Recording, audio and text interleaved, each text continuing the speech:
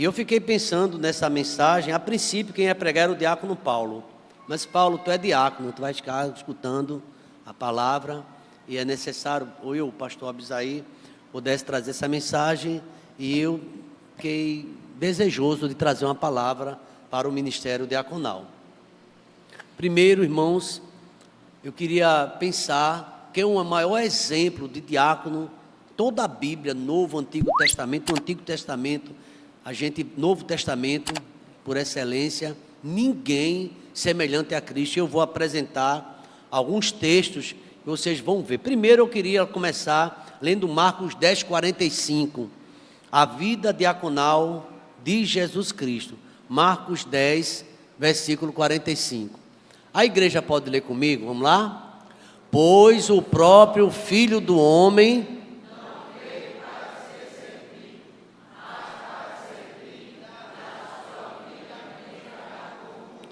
Jesus Cristo, ele veio com essa missão. Vejam ainda em Atos 10, 38. Atos 10, 38.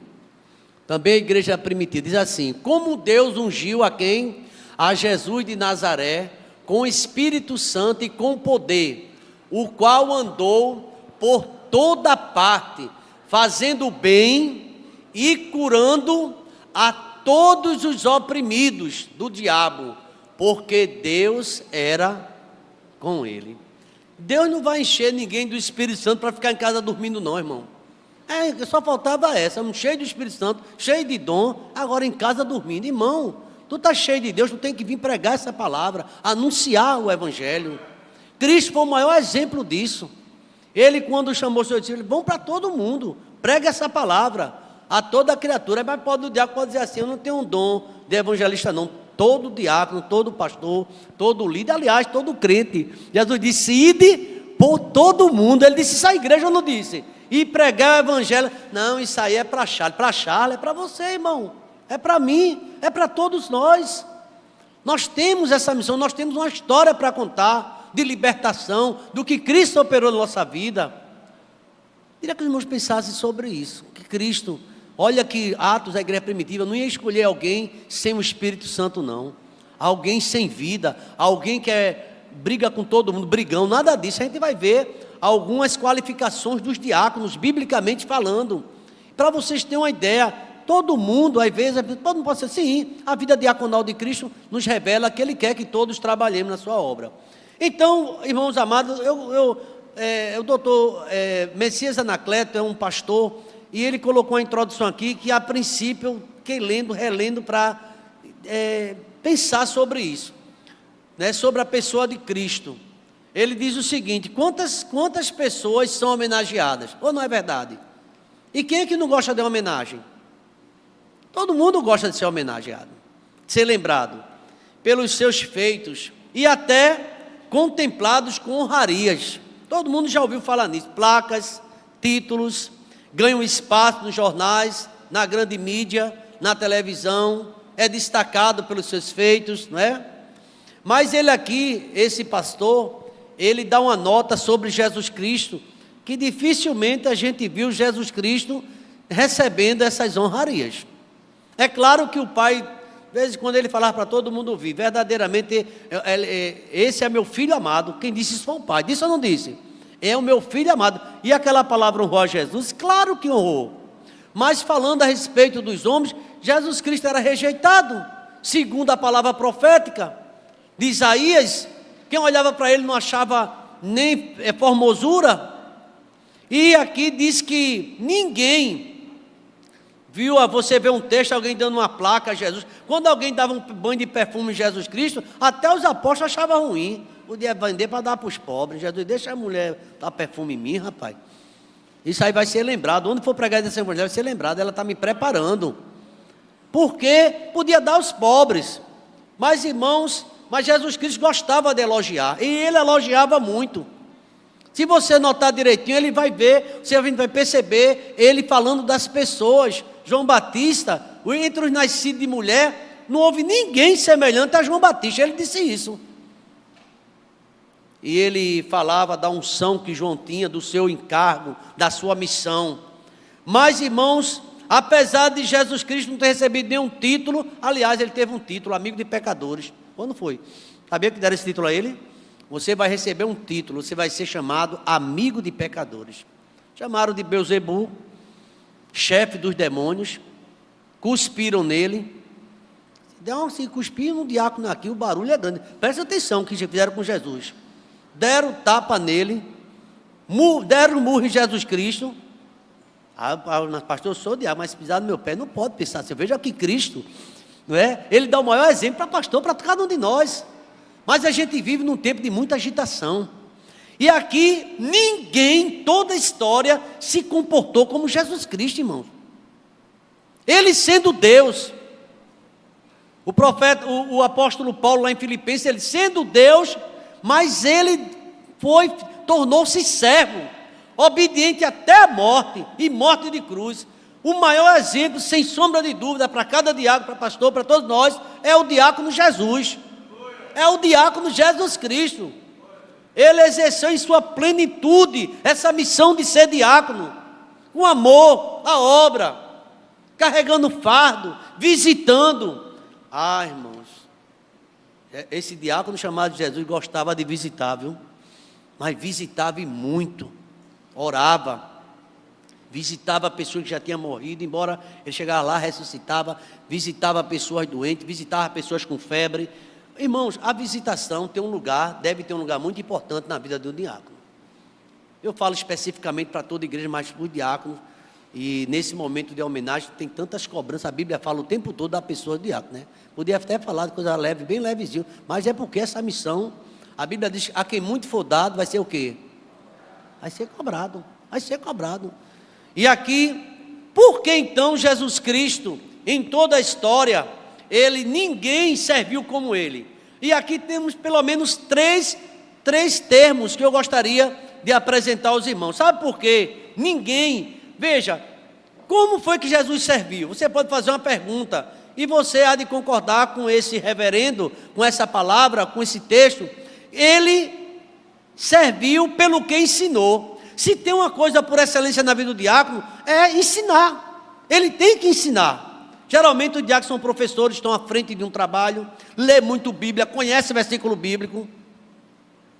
Seria muito estranho o irmão chegar e dizer, vou falar com aquele diácono, estou com uma dúvida aqui. O diácono, não sei isso não, irmão. Deve buscar o conhecimento da palavra, exaustivamente, lendo a Bíblia Sagrada, procurando intimidade com ela. Olha, Jesus ensinou, no meio de vós, eu sou como aquele quem serve. Olha o que ele ensinou, eu sou servo, viu?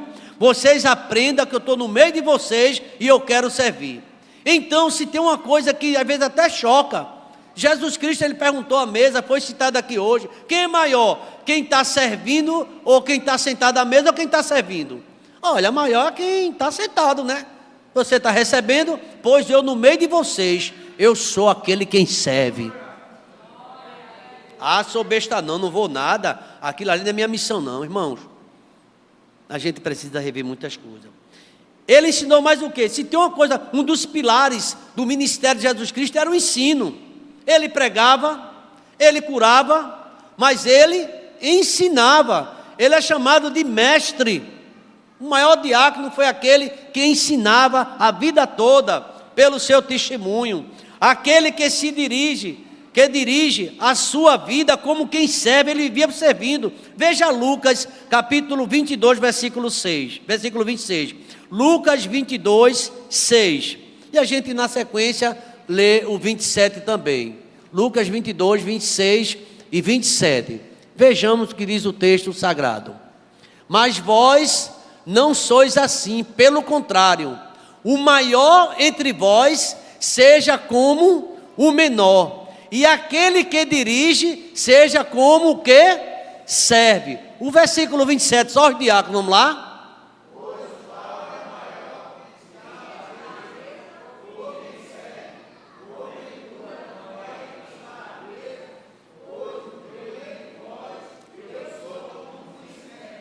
Quem disse isso foi Jesus. O Filho do Homem veio para servir e não para ser servido.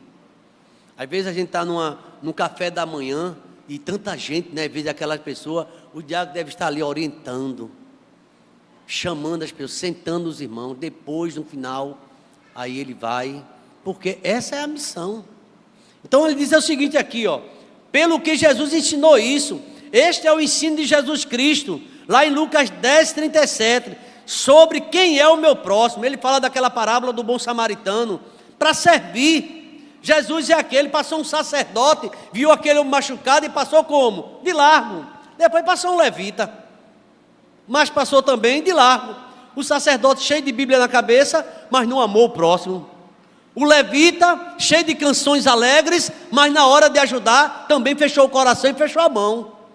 Irmãos, não tenha dúvida de quantas vezes nós precisamos melhorar. Essa mensagem ela me atingiu enquanto eu meditava, porque nós precisamos melhorar, você precisa melhorar.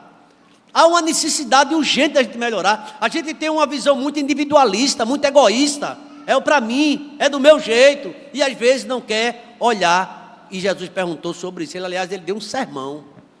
Ele fala de um samaritano que não tinha cargo nenhum, mas era aquele que ajudou o seu próximo. E ele perguntou quem foi que mais fez. Foi o sacerdote, foi o levita ou foi o samaritano? Sabe qual foi a resposta de Jesus? É aquele samaritano. Ele vai e faz o mesmo. Porque, irmãos, a gente vive numa sociedade de discurso. A gente daqui a pouco vai ver isso. Então, Jesus Cristo ensinou muita coisa. Ele chegou a dizer, aprendei de mim, que eu sou manso e humilde de coração. Então, se tem alguém que a gente deve imitar, olhar para ele e aprender muito, é Jesus Cristo.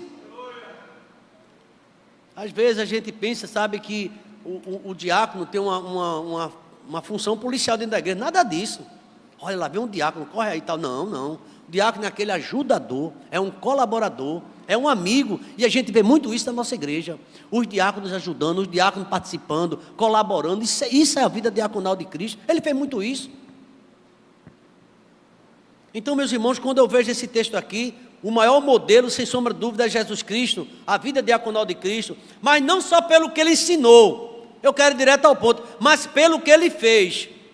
Ele sim era um diácono pelo que ensinou, porque ele ensinava a palavra, a humildade, mas o que foi que ele fez? Foi o que ele fez. Todos os atos de Jesus foram expressões de amor, traduzidas em serviço, a gente leu aí, cura, libertação, perdão. Já pensou? Um irmão da igreja, um servo do Senhor, um professor, um diácono, um pastor, que não exerce o perdão, não aprendeu isso com Cristo. Até na hora do Calvário, Jesus, ele perdoou. Então ele multiplicou, ele alimentou, sempre no propósito de servir. A força do ensino de Cristo estava na prática, irmãos. A força do serviço de Jesus Cristo, do ensino dele, estava no exemplo. Muito mais do que palavras, a vida dele. João capítulo número 13, é o exemplo mais vivo, foi na ceia, e o que Cristo fez. Ele lavou os pés e chocou Pedro. Pedro disse, não, Senhor, de jeito nenhum, eu é que preciso lavar os teus. Jesus disse, se você não deixar eu lavar os teus pés, você não tem parte comigo. A gente tem que entender que a nossa missão é servir. Diz assim para teu irmão que está do teu lado, a tua missão é servir. Diz aí para teu irmão, é servir. A sua também, pastor, a minha, é nossa, é servir. Interessante que alguém destacou que quando Cristo estava morrendo na cruz, morrendo na hora da morte dele, ele chamou João e disse, mulher, olha teu filho. Aí disse assim para João, João, olha a tua mãe, eu estou indo embora, que Jesus era o mais velho, né? Vocês sabiam que Jesus era o filho mais velho, mas João era encostado, toma conta dela, viu? Olha que palavra. Ele dizendo para João cuidar de Maria, e ele cuidava. Porque a tradição diz que José morreu cedo. Maria ficou viúva. E quem cuidava dela era Jesus. Depois os irmãos dele. Jesus foi o que ele fez mais. Ele fazia tudo, ele era exemplo de serviço. Irmãos, Tiago ele diz o seguinte, Tiago tem uma teologia prática, que ele diz, não adianta você fazer uma visita ao necessitado, fazer uma oração cheia de poder. Fica bom, fica curado. Você vai arrumar um emprego um dia, irmão morrendo de fome ali, irmão necessitado. Enche a tua barriga do pão do céu e mãe. Aí o irmão com a barriga seca, faz mãe, né, que ele está com fome mesmo. Mas ele diz assim, em vez desse discurso todinho, sabe o que você faz? Leva uma cesta básica para essa visita. E nessa cesta básica você vai fazer a oração e depois, assim, discretamente, você entrega ao seu irmão. Jesus ensinou mais sobre isso, irmão. E Tiago aprendeu muito bem e ele fala sobre essa prática, o exemplo. Infelizmente, somos uma sociedade fonética, a sociedade do discurso, e há uma dissonância entre o que falamos e o que fazemos. Muito discurso, não foi assim com Cristo. Ele falava e ele fazia, e ele realizava. Ele viu que aqueles homens que estavam escutando ele, aquela multidão, estava com fome, e ele disse aos discípulos: olha, vocês espalham aí, dá de comer a eles. Senhor, está escuro, o caminho, não tem lugar para fazer compras, e vocês devem dar de comer, vocês mesmos devem de comer a ele. A multiplicação a primeira multiplicação fala muito forte sobre a missão dos apóstolos, sobre a missão dos servos do Senhor. E ali mandou sentar de 100, 150, 50, e quem foi que deu de comer? Jesus foi que multiplicou, mas o serviço foi feito por aqueles homens de Deus. A minha pergunta é: o que é que eu ando fazendo? O que é que você anda fazendo em prol do seu irmão? Às vezes a gente tem um culto, o irmão não tem carro, aí tem a gente que chama carona solidária. E a gente precisa dizer assim: irmão, eu tenho uma vaga aqui no meu carro, você quer ir? Às vezes o irmão fica com vergonha de pedir, sabe disso ou não? Pastor, não vou pedir não. Aí ele fica assim, mas você já vai dizendo: olha, eu tenho 2 vagas, eu tenho 3, vem cá, e tal, e já conversa. Isso aí vai ajudar muito. Então, meus irmãos, o mundo quer ver, na verdade, pastor, esse negócio de boas obras não salva. Eu estou dizendo que boas obras salva não, mas a gente tem que ler o que está em Mateus 5,16. Veja o que está em Mateus 5,16, por favor. Foi Jesus que disse que o mundo quer ver, o mundo precisa ver as nossas boas obras. Todo mundo comigo, vamos lá? Assim brilhe também, para que vejam e glorifiquem. Não precisa ninguém ver não. Agora eu vou lhe contrariar a Bíblia, viu? Para que todos vejam e glorifiquem a você ou a Deus. A Deus pela tua vida, pela tua disponibilidade e pelo teu serviço. A Bíblia ensina tudo isso, irmãos. Então a gente percebe que Cristo, ele foi o maior testemunho e serviu como diácono, pelo que ele ensinou, pelo que ele fez. Mas, irmãos, mas acima de tudo, já é o terceiro ponto, e eu quero concluir.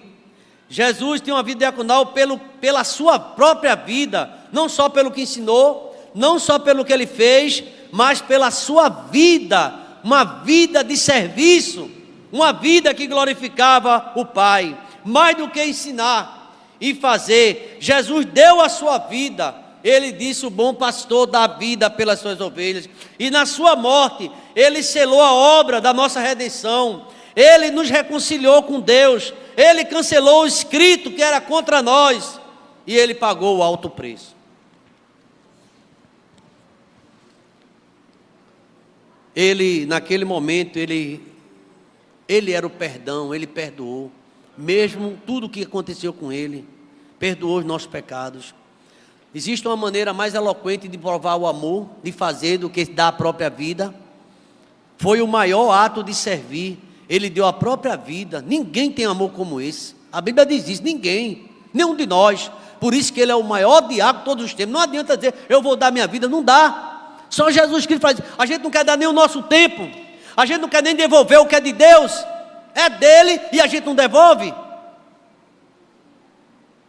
Eu não consigo imaginar um diácono com essa visão. Teve na Bíblia, né, ou um crente que escondia e combinava com a mulher. Está lá em Atos capítulo 5. E isso desagradou muito o Espírito Santo de Deus. Combinava os dois para mentir. Na hora de devolver, Deus sabe. Deus sabe o que a gente precisa. Deus sabe, tudo é do Senhor. A gente, o dízimo não é meu, não é seu. A gente devolve, tudo é de Deus. E aqui, meus irmãos, ele foi o maior de todos os tempos no ato de servir, porque ele não teve reserva, ele deu sua própria vida, deu a vida por mim e por você, em favor da humanidade. Irmãos, Deus prova o seu amor para conosco, pelo fato de Cristo ter morrido por nós, sendo nós ainda o quê? Sem merecer nada, e ele entregou a sua vida. Maior prova de amor do que essa, não tem. Maior ato de servir, deu a própria vida em favor da humanidade caída. Irmãos, não deu de pessoas boas, não, mau elemento, vamos dizer assim, pessoas que tinham um péssimo testemunho, ele entregou a vida por eles. O ladrão na cruz do Calvário é uma prova disso. Um reconheceu, outro não. O que reconheceu foi morar no paraíso. Na cruz, ele mesmo como servo, é isso que ensinava Paulo, lá em Filipenses capítulo 2, de 7 a 8, quem era esse Cristo? Se humilhava, se humilhou, se tornou servo e foi fiel até a morte e morte de cruz. Esse gesto de Jesus Cristo é a maior expressão de amor de todos os tempos, a mais bela, a mais tocante no ato de servir. Ele serviu oferecendo-se, doando-se. E às vezes, irmãos, a gente, hoje, quando a gente está saindo de casa, a Imagens perguntou: ó, Samuel, como vai ser hoje? A gente volta para almoçar em casa, não, vamos ficar lá. Aí eu disse, depois a gente vê, não, vamos lá. E às vezes é uma luta, irmão. Aí você pensa, vamos lá que é tranquilo. Não, tem muita coisa para fazer. É visita, é uma correria, às vezes chega aqui no final da tarde cansado. Mas isso é nada em relação de tudo que Deus fez pela vida da gente. Eu tenho feito uma oração a Deus ultimamente, Senhor, tira o cansaço do meio do teu povo, está muito cansado. É muito enfado, irmão, não é pouco não. Eu tenho escutado isso de pessoas tão jovens. Estou cansado. E o gesto de Jesus Cristo, ele se entregou. Ele serviu, oferecendo a si mesmo. A vida diaconal de Cristo, que estudamos, é assim.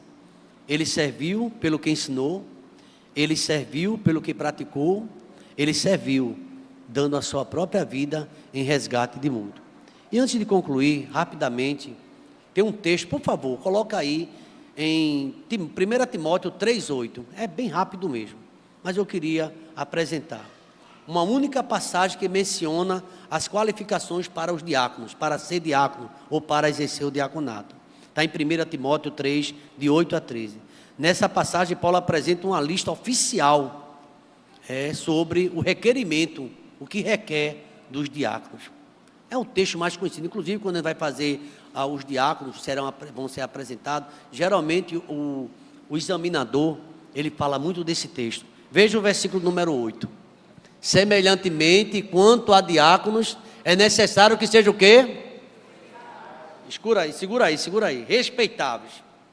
Aí aqui tem o seguinte comentário: esse termo normalmente se refere a algo que é de honra, alguém respeitável, digno, estimado, nobre, e está diretamente relacionado a ser irrepreensível. Irmãos, é muito forte. Veja o que o apóstolo Paulo escreve, cheio do Espírito Santo, a respeito do diaconato, que é dado como uma qualificação também para os pastores presbíteros. Mas também ainda diz assim: sejam respeitáveis e de uma só palavra, está no versículo 8 também. Aqueles que têm a língua dobre, dizem uma coisa a certas pessoas, mas depois dizem outras, não tem um comportamento de servo. Isso é sério, isso não pode ser evitado, esse assunto. Temos que vigiar no que falamos aqui, no que falamos ali, porque a vossa palavra tem que ter sim, sim, não, não. Se passar disso é o quê? Então, sobretudo por diácono, tenha cuidado com isso. Ó, diácono, às vezes a gente fala muito. Isso para mim. A gente fala bastante, depois, mas quem disse foi o diácono. Foi o diácono, então foi verdade. Se não for, tem que ter cuidado com isso. Porque alguém vai ficar escandalizado. Aí Paulo diz isso, de uma só palavra. A palavra é se ensina ou não. Mas depois diz outra coisa, e a congregação logo percebe que aquela diaconisa ou aquele diácono não exerce bem o ministério por conta disso. Paulo vai dizer nesse texto essa questão. Tem que vigiar muito. Não é para dizer a ninguém, começar a dizer a membro da igreja, mas só para ir, e é diácono, e é candidato, é não sei o quê, aponta. Mas também diz assim, naquele tempo existia, não inclinados a muito vinho. E aqui tem uma breve palavra: o homem é desqualificado para o ofício diaconal se for viciado em vinho ou em qualquer outra bebida. Tal pessoa carece do domínio próprio. Um abismo leva a outro abismo. Um gole vai levar a outro gole. Não, pastor, é só para ficar esperto. Não é esperto não, vai ficar desatento. Já pensou um médico para fazer uma cirurgia em você, tomar uma para ficar esperto? Quem queria tomar cirurgia com ele? Fazer cirurgia com ele? Ou você vai para o avião, cara, só antes de pegar o avião, vou tomar um negócio para ficar esperto. A Bíblia fala sobre isso. Ninguém queria para esse avião. Cuidado. Não cobiçoso de sorte da ganância, também está no versículo 8. Se uma pessoa ama o dinheiro, todo mundo precisa de dinheiro, irmão. A gente vai ser com hipocrisia, não. Todos nós necessitamos. Mas uma coisa é necessitar, outra coisa é amar. E o amor ao dinheiro é a raiz de todos os males. Não pode também aqui ser diácono. Ou um servo do Senhor. Especialmente porque o diácono, com frequência, trabalha com questão financeira. Ah, pensou? Deixa o dinheiro na mão daquele ali. Judas era assim ou não, Judas? O que é que Judas fazia com o dinheiro? Ladrão. Nunca viu isso na Bíblia, não? Não é possível que alguém vai se escandalizar. Quando aquela mulher com aquele vaso de alabastro que ela botou todo o Jesus Cristo, por que não vendeu e deu aos pobres? Aí Judas é quem disse isso. Aí o autor diz assim, Judas disse isso não preocupado com os pobres não. Ele era ladrão. Então a Bíblia tem termo muito forte, viu? Então ele chama a atenção. Tem que ser também alguém sólidos na fé. Veja o verso 9. Verso 9. Conservando o mistério de quê? Da fé e com a consciência limpa. Paulo também indica que um diácono deve conservar o mistério da fé com a consciência limpa. A expressão aqui, o mistério da fé, é simplesmente o modo de Paulo falar do Evangelho. Está em 1 Timóteo 3,16. Consequentemente, essa afirmação se refere à necessidade de termos diácono, mantermos firme no verdadeiro diácono, homem de Deus, servindo ao Senhor. Ter uma consciência limpa, o comportamento deve ser consistente nas suas crenças, na sua forma de pensar. Pode ter certeza, se um dia você receber um convite para ser diácono, você vai ser muito mais observado do que antes. Pode ter certeza disso. Você vai estar na vitrine. E nunca queira que alguém diga, isso aqui é diácono, aquilo ali é pastor, porque vamos ser observados. Eu não poderia deixar de dizer isso. Estamos na vitrine o tempo todo. Versículo 10, estou terminando. Também seja o que? Primeiramente, experimentados, e se mostrarem irrepreensíveis, exerça o diaconato. Olha o que é que diz, irrepreensível. Primeiro experimentado, dá um tempo, olha direito, passa um ano, fica observando. Às vezes passa tanto tempo e ainda tem problema, tem. Mas olha o que é que o texto diz. Paulo escreve que o diácono deve ser primeiramente experimentado e se mostrar sem irrepreensível, exerça o diaconato. Irrepreensíveis é o termo genérico que se refere ao caráter de uma pessoa. Você aqui, ali onde estiver. Versículo 11, eu quero terminar. Da mesma sorte, quanto às mulheres, que seja necessário, que seja elas respeitáveis, não maldizentes, temperantes e fiéis em tudo. Aí dá um destaque aqui, né? Um destaque a uma vida piedosa. Piedosa, irmãos. A gente vai ver na Bíblia mulheres que davam testemunho tal, que na sua morte, todos ficavam chorando, lembrando das boas obras daquela mulher. É indiscutível. Esse versículo 11 se refere à esposa ou uma diaconisa. A responsabilidade é grande. Mas o que interessa a discussão é que esse versículo fala que deve ter essa qualificação. Respeitáveis, não maldizentes, temperantes, fiéis em tudo. Cuidado no que fala, irmão. Cuidado. Porque muita gente vai depois comentar. Eu estou terminando de verdade mesmo. Versículo de número 12, eu pulei alguma coisa. O diácono seja também o quê, irmão? Seja marido de uma, e que governe bem quem? Olha para aí, marido de uma só mulher. A melhor interpretação para essa expressão dessa passagem é difícil. Claro que tem que ser marido de uma só mulher, mas a melhor interpretação é que entendê-la como, deve entender como fidelidade do marido à sua esposa. Ouvir a sua esposa, amar a sua esposa. Está lá em Efésios capítulo 5, já disse sobre. Deve ser um homem de uma única mulher, isso é, não deve haver qualquer outra mulher em sua vida com a qual se relacione com intimidade. seja emocionalmente ou fisicamente. A tua conselheira é tua mulher. Vê que palavra. Entendendo o que eu estou dizendo? As intimidades, as coisas é a tua esposa, é o teu esposo. Eu tenho dificuldade, mas eu posso ver um amém? Amém. Pronto. Essa intimidade. E que governe bem seus filhos, irmãos. Um diácono deve ser o líder espiritual da esposa e dos filhos. E aí traz muito sofrimento. A gente vê muito sofrimento dentro das igrejas. Porque muitas vezes os filhos do diácono nem para a igreja vêm, tem dificuldade.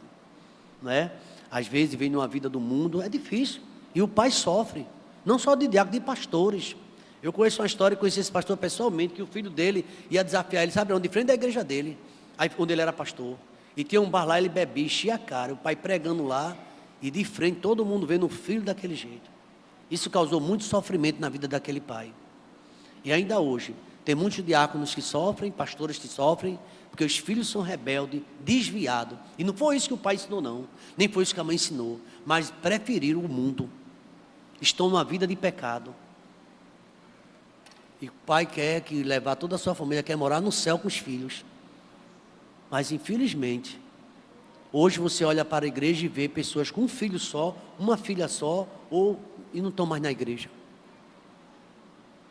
Isso é muito triste. Então, segundo a Bíblia, não estão aptos, porque deve governar bem sua casa. Porque se alguém, isso é muito pesado, não sabe governar sua casa, que tem 2, 3 pessoas, como é que vai? Isso aí também pega muito para psicopata dos pastores. Como é que vai fazer isso na igreja? A gente sabe que tem muitas interpretações para esse texto. Mas eu queria ler o versículo que Paulo leu. Vê o versículo 13. A igreja de pé, por favor, vamos lá. Veja o que é que diz para o diácono. Essa palavra final. O diácono Paulo leu isso aqui, mas eu quero repetir com todos os irmãos. Vamos lá? Pois os que desempenharem...